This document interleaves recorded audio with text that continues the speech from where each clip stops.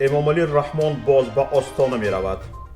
این دفعه به نشست اتحادیه اروپا آسیای مرکزی. سروزیر نوی بریتانیا وعده داد که کشورش را از بحران اقتصادی که علت آن به اوضاع در اوکراین مربوط است بیرون می کند. سببی از کار ماندن واتساپ مشکلات تکنیکی بوده است. بازی‌های المپی آسیای مرکزی دوباره تأسیس می‌یابند. امامعلی رحمان رئیس جمهوری تاجیکستان پگاه 27 اکتبر باز به آستانه پایتخت قزاقستان سفر می‌کند و این دفعه در نشست اتحادیه اروپا آسیای مرکزی شرکت می‌کند. بنا به اطلاع دفتر مطبوعاتی رئیس جمهور صبح روز پنجشنبه امامعلی رحمان عازم آستانه شده در آنجا همگی یک روز می‌ماند. در این سفر رئیس جمهور را وزیر کارهای خارجی سراج الدین مخری‌الدین، رئیس وزارت رشد اقتصاد و سودای تاجیکستان ذوقی زاده و یاوری رئیس جمهور عاید به سیاست خارجی اعظمشاه شریفی همراهی می‌کنند. ملاقات دوجانبه سرور دولت با سران کشورها تا حال معلوم نیست.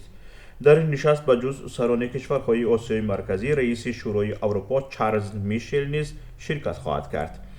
گفتنی است در ماه اکتبر این دومین سفر امامعلی رحمان به آستانه است.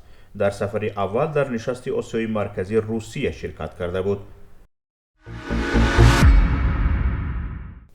ریشی سوناک سروزیر نوی بریتانیا وعده داد که کشورش را از بحران عمیق اقتصادی که علت آن به اوضاع در اوکراین مربوط است بیرون می‌کند. سروزیر بریتانیا ریشی سوناک در نخستین سخنرانی خود در مقام نوش گفت: من میفهمم که پس از میلیاردها فونت صرف کرده ما برای مبارزه با کووید، تحولاتی که در میان مناقشه دهشتبار در اوکراین رخ دادند که باید خاتمه داده شود. سوناک اولین سروزیر از جانب شاه چارلز سه به این مقام تعیین شده و الکی سیومین نخست وزیر در سال 2022 پس از بوریس جانسون و لیز تراس در بریتانیا گردید. نام نخست وزیر نوی بریتانیا روز 24 اکتبر معلوم شد. سوناک اینچنین وظیفه سروری حزب کنسرواتیوی را گرفت. رقیب اساسی او رهبری پلاته جمعیت‌های پارلمانی بریتانیا پنی مورداون بود. سوناک به جای خانم سیاستمدار لیز تراس آمد که روز 20 اکتبر پس از شکست سیاست اقتصادیش استعفای خود را اعلان کرد. وی کمتر از 50 روز نخست وزیر بود. خانم تراس روز 6 سپتامبر به جای بوریس جانسون که در پی یک قطار جنجال‌ها استعفا داد به مقام سروزیری رسیده بود. سببی از کار ماندن مسنجر واتساپ در نیمه روز سه‌شنبه مشکلات تکنیکی بوده است. طور پایگاه اطلاعاتی تحقیقی بلومبرگ خبر داد، سخنگوی شرکت میتا صاحب مسنجر واتساپ گفته است که سقوط کوتاه نتیجه خطای تکنیکی ما بود. ما این مسئله را حل کردیم و برای همه ناراحتی ها عذر می‌خواهیم. واتساپ روز سه‌شنبه قطع گلوبال را از سر گذراند.